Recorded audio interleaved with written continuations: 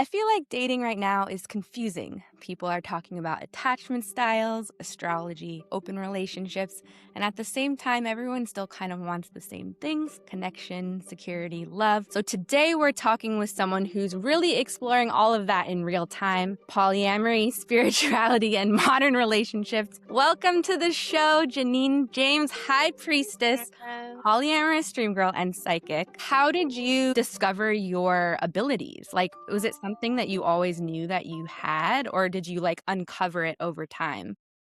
My dad is intuitive. He's highly, highly intuitive, has been seeing ghosts since he was a child. Mm. And I really got into my gifts in 2018. I had a really, really, really devastating breakup. And Mm. shortly thereafter, I had a huge psychic awakening. Mm. I ended up getting my own intuitive reading. And at the end of it, I just remember being like, I can do this. Like, Yeah. I can pick up on people's Yeah. emotions so well. I can read people very well. So that was essentially the gateway. And after that, I just started diving into all sorts of modalities. I got certified in all things Reiki. I'm a Reiki master in hypnosis. So I already had the skill set, but I just built upon it through different certifications and also just a shit ton of practicing on other people, and then got to the point where I could charge, and now I'm at the point where That's so cool. I do feel like it is one of those things that I think a lot of people could awaken or find the potential. It's being like almost aware of the energies. yeah. I feel like my connection to my spirit guides is through tarot Yeah, specifically, yes. because that's just an easy format for me. I think mindfulness can be really hard. So when you're like trying to channel something into your mind, like that is really 100%. hard for me. But tarot is like the gateway, I think. Yeah, yeah. Tarot's the gateway for a lot of people. I still utilize tarot when I'm doing readings, if I'm doing a quick reading to hone in on the energy with someone. So you identify as polyamorous. Could you help like kind of explain what that is to our audience? Was dating somebody who was openly Okay. polyamorous. They basically were like, "Do you want to give it a try? You should go out there and date." Summer 2021, I just remember I called it my summer of love. So I didn't have a primary partner. Mm. I often will get a lot of people who ask, "How do I open up?" And I'm frankly just like, "I couldn't tell you. I did this on my own." My first exposure to polyamory. So I grew up in LA. I had like friends whose parents were poly. It was this interesting like cultural thing that like I was more aware of.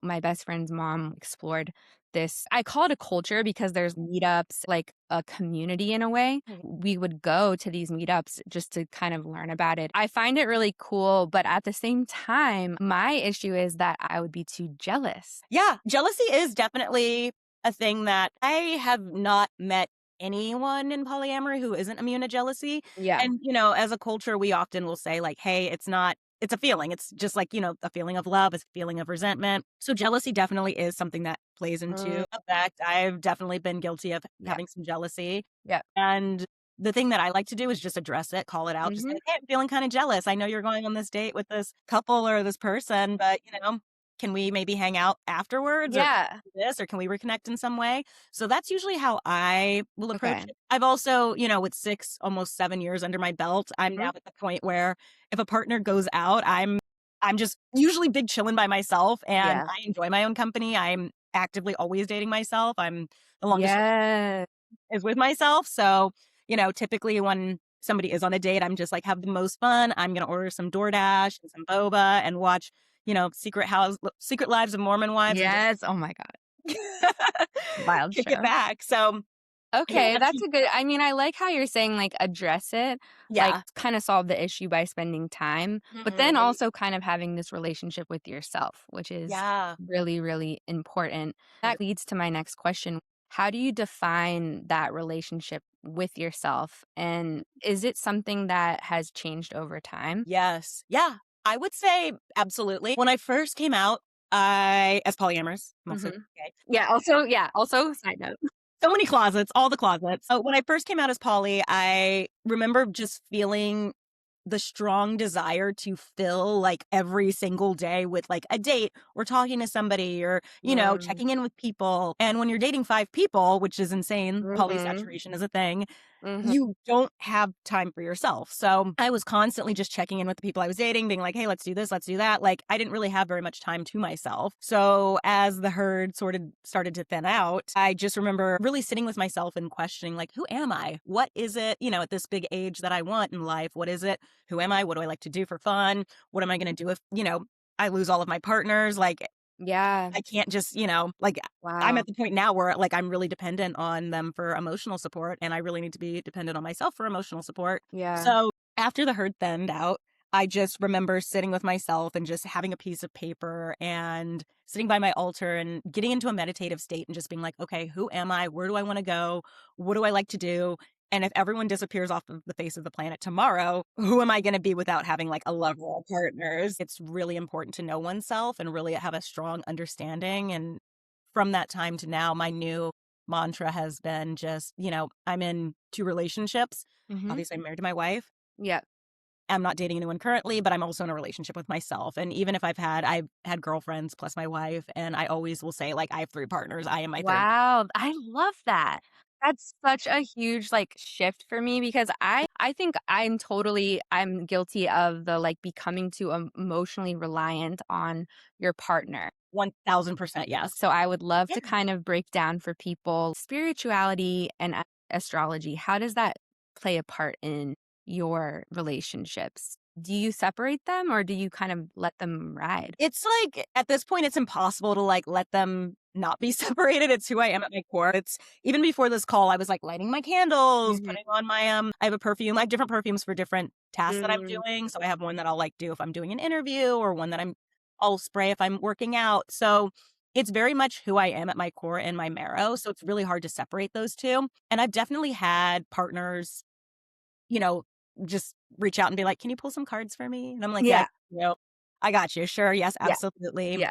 And, a lot of them know I'm very, very energetically sensitive. So with polyamory, it's kind of challenging because if somebody starts dating someone new and the vibes aren't Mm. vibing, of like, "Hey, I don't know if this person is really Pulling cards. like the vibe." It's like I still have yet to find a good way on how to like bring that up, but there definitely have been times where I'm like, this person ain't it. And, as a result of that, I've had relationships end. Yeah. If somebody wants to go pursue whichever, energetically blocked, that's a very polite way to put Yeah. it, Yeah. person is involved. But it's at the point where I have to protect my peace. I have to protect the Mhm. peace of those who live with me, from my wife to my dog to everyone in between. Evil eye is very much something like I'm wearing an evil eye bracelet right now. That's something I very, very much subscribe to. So am I a little superstitious? Yes, but I've gone most of my life not being superstitious and it definitely has cost me. So Yeah. yeah, yeah. That was the next question, which I was gonna Yeah. be like, have you ever ignored intuition and regretted it? Oh my god, 1000%. And it always sucks, just like feels like getting kicked in the teeth where I'm just Yeah. like, "Oh, well, this will be okay." And then especially with love, I'm such a lover girl that Yeah. the number of times I'll get downloads or intuitive like hits and, they'll say like my team will be like, "Hey, this person, no." And I'll be like, "No, but I can fix them." That's where Yeah. like the lover girl That's it. lesbian comes out and it's just like, "Fuck, girl, like what are you doing?"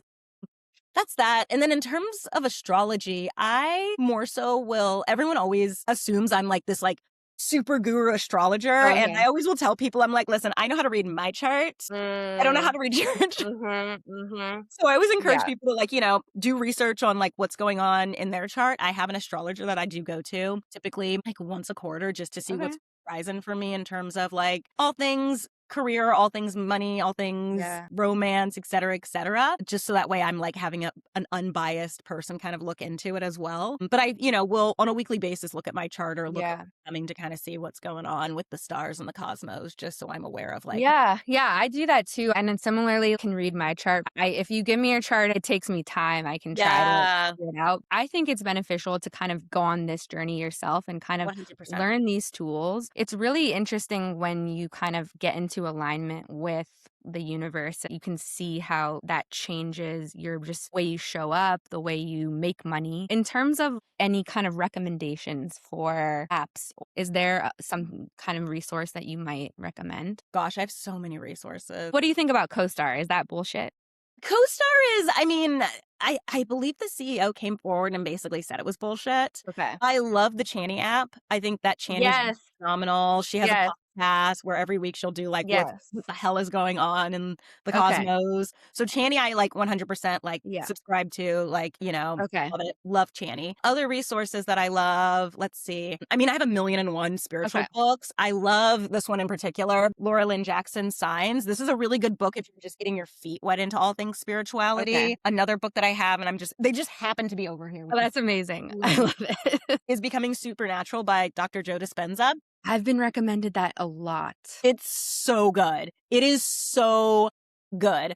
I was listening to it on audiobook and was like, no, no, no, no, no, no, no, no. I need to like, go in here and like Wow. highlight things. It is such a Okay. good book. I would say, Oh, honestly, again, this might be a little hot take. I would say if anyone's interested in the spiritual world, they should read this before jumping into anything else, just because it breaks down the science of spirituality so beautifully and just talks about how you basically can essentially conjure up whatever it is that you desire. It talks about the 5D.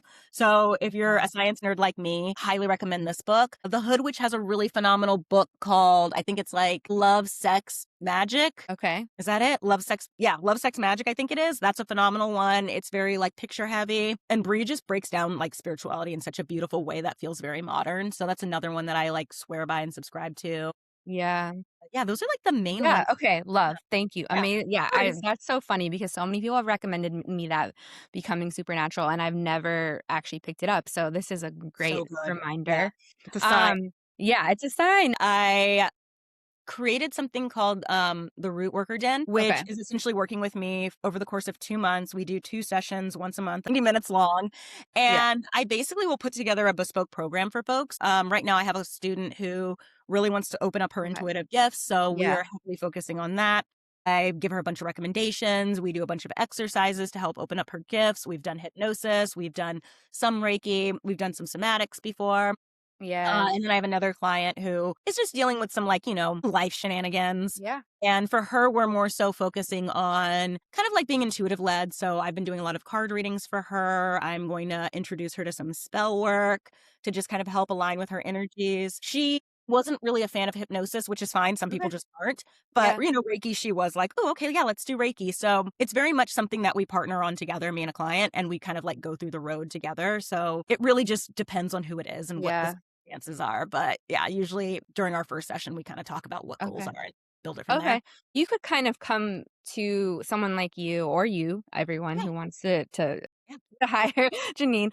And kind of say, like, "These are what I want to explore." Almost like going to a therapist or a Mhm. doctor. This is your spiritual wellness in a way. Yes, yes, yes, yes. And it's, not that I love therapy. I think therapy is phenomenal. I have Yeah. a therapist who I love. But I think, I will often tell people, and I've told myself this too, usually we only meet with a therapist once a week. Usually. Some people do it twice a week, but it's after therapy. Like, are you putting forth the work? Are you doing the work? Are you doing shadow work? Because a lot of therapists Mm, don't talk about shadow work. They're just like, oh, let's unpack this. Okay, yeah. cool. Bye. And See you then you're next. just left with everything and you're Yeah. like, Yeah, and it's like, okay, what do I do yeah, with this mess? And it's my job and the job of so many other spiritual practitioners. It's like, okay, we have this mess. Let's organize. Let's figure out, do we need this? No, let's throw it out. Do we need this? Yeah, we should probably hold on to this. Okay, like, does this all sound good? Great, cool. All right, like, let's move forward. So it's definitely something that I think spirituality and mhm, therapy are like this. They go so well right. together. And one beautiful thing about the work I do and the work that other witches do is the fact that we can be a little bit more honest with our clients than a Yeah, therapist can be, and just be like, hey, spirit isn't always very like, yeah. My guides are so annoying. They'll just be yeah, so blatant. It's almost like I don't even need to do tarot anymore because 'cause I'm like, I already know what they're gonna yeah, say. It's yeah, gonna be some bullshit about, yeah. like They're like just like, yeah. They're so shady. It's like, "No, don't do that." And I'm like, "Okay." And I tell people that too. It's like, yeah. it's never not challenging, especially if you have somebody who's like, kind of emotional, to be like, "How do I tell them Mm, how do I tell this person that their guides are just like, you're fucking up?" Like, there's yeah, no. yeah, Yeah, so yeah. that's also funny. It's like, "Please Ugh, don't shoot the messenger. We have exactly. this message for you." My god. I just feel like in our society we need to kind of re-examine spirituality into our lives, like, just Yep. in general, and I feel like there's this drought. Religion is different, spirituality is this, like, connection to something bigger. It doesn't have to be formalized like religion. So Yeah. I just feel like there's so many people who kind of went the full other way and being agnostic instead of Mhm. kind of being curious about the universe and just signs and patterns that we Yeah. see in our everyday lives. So I love that we're at the point where you could, like, hire a witch to help you. Yeah. It's like now at the point where it's like very mainstream. Yeah. And that leads into my next thing, like, mainstream witchcraft has kind of popped off, like, people sell So their services on Etsy. There was the whole Etsy witch trend, mhm. and so what are your thoughts on that? Like, is that a valid place to find your spiritual gurus? That's a good question. I was actually just talking to a friend about this too, because there's like, I've hired Etsy Yeah, witches before. If I'm just like, you know what, I don't have the bandwidth, I'm gonna hire an Etsy yeah, witch. And there are, I would say, like two different types of like Etsy witches. There okay, are the ones that are like $4. You get yeah, like an AI generated thing, and it's just like, cool, I you're like, wasted "Great." $4 on this. Yay. Yeah, Maybe it's gonna happen, but probably not. And right, then there are the ones who do actually have a lot of success and are actually taking it seriously and do, actually provide the service for you and send photos. So I do think it's a viable business. I think there are a lot of scammers out there, as is the case with so many other fields. totally. It's just a matter of finding said Etsy witch. I also know that Etsy has really, really changed their policies around quite a bit. So I know a few Etsy witches who've been shadow banned, but have really, really Mhm. taken, that community or that service and have just put it on their own website. Right, So right, I feel like the term Etsy witch has now become so mainstream that people can type in Etsy witch onto and find Google yeah. and find just somebody who's a spell worker who can cast for them. Yes, yes. Okay, that makes a lot of sense. And it's just so interesting that this has just become such kind of like a hot rod of Yeah. controversy. It started, I think, with the Charlie Kirk thing. Yeah. Oh my gosh. Yeah, you're right. That's so fucking funny. Like, Yeah. oh my god. Because Yeah. Jezebel hired an Etsy witch to curse. My God. Yeah. I'm like, oh, but I wanted to ask of the difference between seeing someone and doing like good witchcraft. Like, I know that there's the instinct to be like, someone hurt me, I'm going to lash out.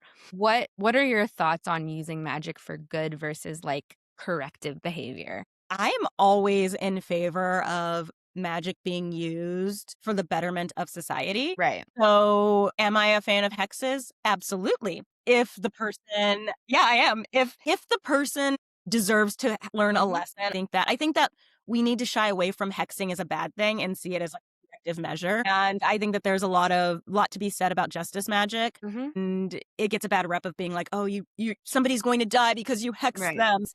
9 times out of 10, when I have performed hexes on people, it's more so a way for them to be humbled, and I don't Yeah. decide what the Yeah. punishment is. Yeah. I'm No, like, and then that's the thing. The universe decides. I had, an ex, she cheated on me and Hmm. ended up got married to the person she cheated on me Hmm. with, like, within a month, which was Yeah. insane. Insane. Got an STI, Mm. is now divorced, and I'm just Yeah. like, So you're like, "Well." you know what? Ultimately, too, I sometimes feel like sometimes you want to step in and provide that corrective measure if witches gather together to do some like big societal corrections or changes that can Mhm. be really powerful.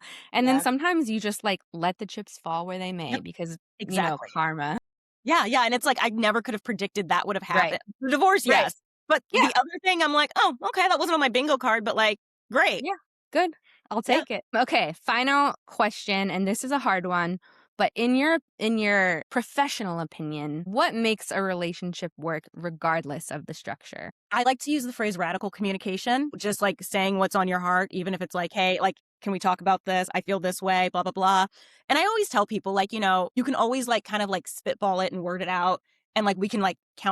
backtrack and figure out what it is Right. exactly you mean. But I think radically honest communication, super important for a relationship. I have a lot of love based clients. I get a lot of like, is he going to call me or I'm Right. not over Right. him and blah, blah, blah. And relationships should never, like, they shouldn't be hard. They should Mhm. be hard. Like, I always tell people that I'm like, it should not be this hard. I If you agree. Yes. Yes. Yes. It's like they should be just calling it Yeah, it should if be that's easy. what you want, you know? Yeah. You should never Okay. know where you stand, like, unless it's like, you're first dating, you're like, "Do I like this person?" But, yeah, I would say those are the 2 main things. It's just, like, radical communication, and it shouldn't be hard. Like, I Yeah. Yeah, anytime someone's like, relationships are hard, I'm like, they don't have to be. Like, what do you do? Either you're doing something wrong or you're picking the wrong person. Exactly. I have this astrologer that I work with, and right, like a few months before we got divorced, I did a reading, and I was like, "Oh, and we were actually in a good place, but I was Yeah. like, can we do a couples reading?" And he was like, "I'm not a couples therapist." And he normally does do couples Yeah. reading. He was like, "Your signs are so not compatible." And I No. was like, "Wow." And like sometimes like the difficulty is just Yeah. this extreme lack of compatibility, and we kind of we can like try to cloud that with like reasons and like therapy and like different things, but sometimes you just are not compatible. Compatible. Yeah. What's your Yeah. sign? I'm a Libra. Nice. Okay. Okay. So Yeah, the air energy. Yeah, I'm a the Gemini. air So energy. I get you. It's I love Geminis. in 15 different places all at once, but like, it's like, we're going to take you on a I ride. get the vibe. I think it's like a Libra Gemini thing too. Like Yeah. so many of my friends are Geminis. That's Yeah. really funny. Yeah. No. And my wife's an Aquarius, and it's just like soulmates. Yeah. Yeah. So I get it. Yeah. Air signs are fun. We're a lot of fun. So where can people find you? What's your website? What's your Yeah. Instagram? Yeah. My website is exojanine.com, JANINE.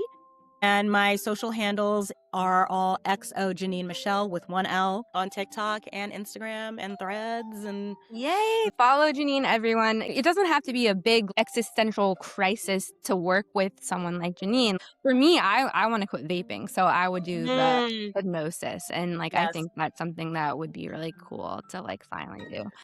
Yes. Yeah. Well, thank you so much for being here. And please follow, please like, please comment, and we'll see you next time.